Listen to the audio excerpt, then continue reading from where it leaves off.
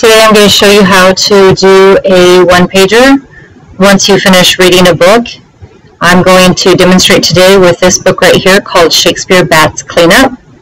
So when you finish reading a book, the first thing I want you to do is I want you to go to your first quarter reading log and I want you to finish filling it out. Before the last day that you read it, you would already fill out the date started, the title, the author, and the page numbers. Once you finish a book, you're going to go back and you're going to write in the page that you finished it and the rating that you gave it. Once you're done with that, you'll go ahead and go to the one-pager. It looks like this. I went ahead and filled this out for the story, Shakespeare Bats Cleanup, and I'm going to quickly go through it to show you all the parts and pieces that you'll need to fill out. You need to fill out your name, your team color and period, your title, your author, the date started, the date completed, the page numbers, and the rating that you gave it. One other thing that you need to fill out in this section is you need to fill out what genre is it and your evidence of genre. All that means is you're answering the question, how do you know? So if I say it's poetry, I'm answering, how do I know it's poetry? Well, it's written in free verse. Okay, so that's all you have to do for the top part of the one-pager.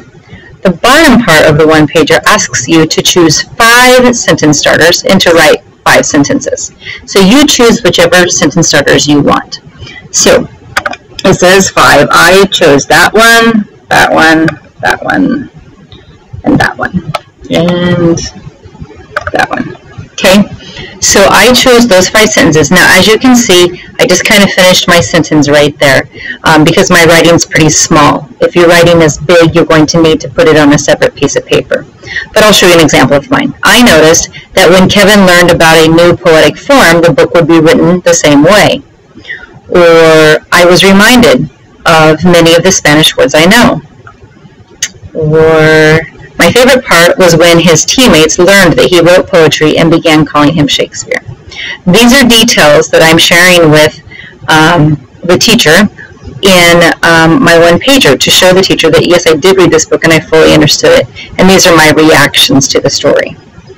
Once you're done with that, just go ahead and flip it over. And the top is going to be your summary.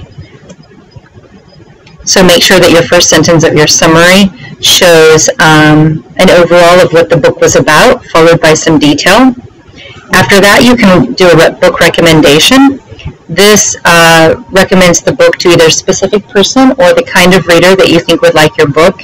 In mine, I wrote to anyone who likes baseball, poetry, or boy meets girl stories.